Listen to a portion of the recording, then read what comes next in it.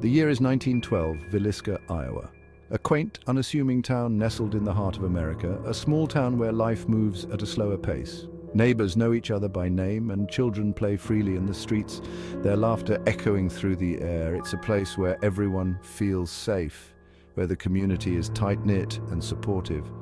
But this tranquility masks a darkness simmering beneath the surface, a darkness that no one could have anticipated, lurking in the shadows, waiting for the perfect moment to strike. On a warm summer night, this darkness will erupt, shattering the peace and forever altering the town's history. It will stain the town's history with an unspeakable act, an act so heinous that it will be remembered for generations to come. 8 souls brutally slain in the dead of night. Their lives cut short in a moment of unimaginable violence. Their sanctuary violated, transformed into a tomb. The walls that once echoed with laughter now stand silent, bearing witness to the horror that unfolded within. This is the story of the Villisca Axe Murders, a story that has haunted this town for over a century. Imagine a time before the internet, before television, a time when news traveled slowly, carried by word of mouth and the local newspaper. News traveled slowly, spread by word of mouth and the local newspaper. The community relied on these sources to stay informed, to feel connected to the world beyond their small town. The illusion of safety was shattered. The sense of security that the residents of Villisca had taken for granted was ripped away in an instant. The bogeyman was real, and he had come to Villisca. The fear that had once been reserved for bedtime stories and whispered rumors had become a terrifying reality. The murders sent shockwaves through the small town, rippling outward to a nation grappling with the depths of human cruelty. The news spread like wildfire, leaving a trail of fear and disbelief in its wake. The crime scene, the Moore residence, a modest home that had once been filled with love and laughter, now a chilling monument to a night of unimaginable terror. A modest 2-story home, now a chilling monument to a night of unimaginable terror. The walls that had once provided shelter and comfort now stood as silent witnesses to the horror that had unfolded within. The victims, Josiah and Sarah Moore, their 4 young children and 2 visiting children. Innocent lives brutally taken in the dead of night, all found bludgeoned to death. The scene was one of chaos and devastation, a stark contrast to the peaceful lives they had led. The murder weapon, an axe, left behind at the scene, a chilling reminder of the violence that had been inflicted upon the victims. This brutal act sent a chill down the spines of everyone in Villisca and beyond. The sense of fear and vulnerability was palpable as the community struggled to come to terms with the atrocity that had occurred in their midst. How could such a thing happen, especially in a place like this? A place where everyone knew each other, where the sense of community was strong. The question lingered in the air, unanswered, as the town of Villisca grappled with the aftermath of the Villisca Axe Murders. June 9th, 1912, a date that would forever be etched in the annals of Villisca's history. A day like any other in Villisca, a small, tight-knit community where everyone knew each other and life moved at a gentle, predictable pace. The Moore children, Herman, Mary, Arthur and Paul, attend the Children's Day services at the local Presbyterian church. It was a special day filled with joy and laughter. They sing hymns, recite Bible verses, and enjoy the company of their friends. The church was a cornerstone of the community, a place where families gathered to celebrate their faith and each other. Among them are Lena and Ina Stillinger, 2 sisters visiting from a neighboring town.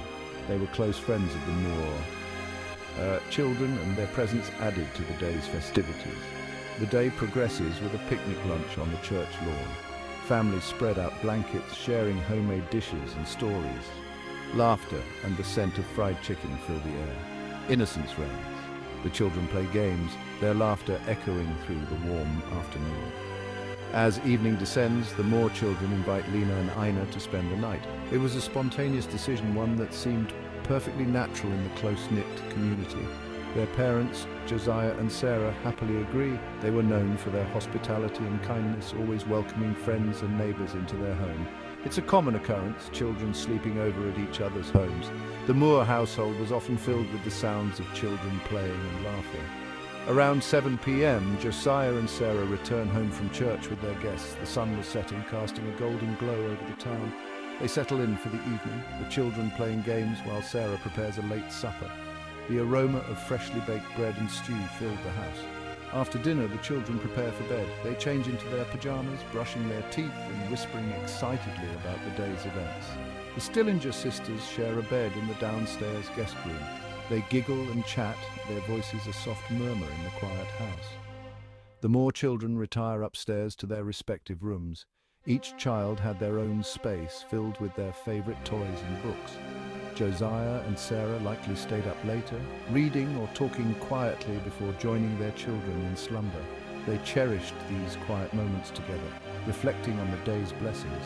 They are unaware that a sinister presence lurks outside their home, shrouded in the darkness. The peaceful night was about to be shattered by an unimaginable horror. This night, evil walks among them.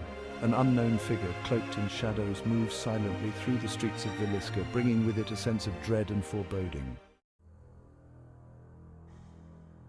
The morning of June 10th dawns like any other, the sun rising over the quiet Iowa town. The air is crisp and the first light of day casts a serene glow over the peaceful streets of Villisca. Birds chirp their morning songs and the town slowly begins to stir awake. But something is amiss at the Moore residence. The house stands still, its curtains drawn tightly shut, an unusual sight for a home that is typically bustling with activity. The house, usually alive with the sounds of children, is eerily silent. The laughter and playful shouts that once filled the air are conspicuously absent, replaced by an unsettling quiet. Mary Peckham, a neighbor, notices the unusual stillness. She peers out of her window, her brow furrowed with concern. The Moores are known for their punctuality and routine, and this deviation is alarming. She knows the Moores are devout churchgoers and finds it strange that they haven't appeared for morning services. Every Sunday, without fail, the family would walk together to the local church, their presence a staple in the community. Concerned, Mary approaches the Moore house. Her steps are hesitant, a sense of foreboding growing with each step she takes. The house seems to loom larger, its silence oppressive. She knocks, but there's no answer. The sound of her knuckles against the wood echoes in the still morning air, but no one comes to the door. She tries the doorknob, it's unlocked. A chill runs down her spine as the door creaks open, revealing the dark interior of the house. A sense of dread washes over her as she steps inside. The air inside the house is heavy, almost suffocating, and an eerie silence pervades every corner. The house is unnervingly quiet. The usual sounds of a bustling household are absent, replaced by an oppressive stillness that seems to press in from all sides. She calls out, "Hello, is anyone home?" Only silence greets her. The echo of her voice fades into the void, leaving her with an increasing sense of unease. Mary cautiously makes her way through the house. Each step she takes is tentative, her heart pounding in her chest. The shadows seem to move with her, and every creak of the floorboards sends a jolt of fear through her. She enters the downstairs guest room and stumbles upon a scene of unimaginable horror. Her breath catches in her throat as her eyes take in the gruesome sight before her. The Stillinger sisters lie in bed, their small bodies battered beyond recognition. The room is a macabre tableau, the innocence of the children's room, starkly contrasted by the brutality of the scene. Blood stains the sheets, a gruesome testament to the brutality of their deaths. The once pristine bedclothes are now soaked with the dark, drying evidence of the violence that occurred. Panicked, Mary flees the house and runs to get help. Her mind races, the horrific images seared into her memory as she stumbles out into the daylight.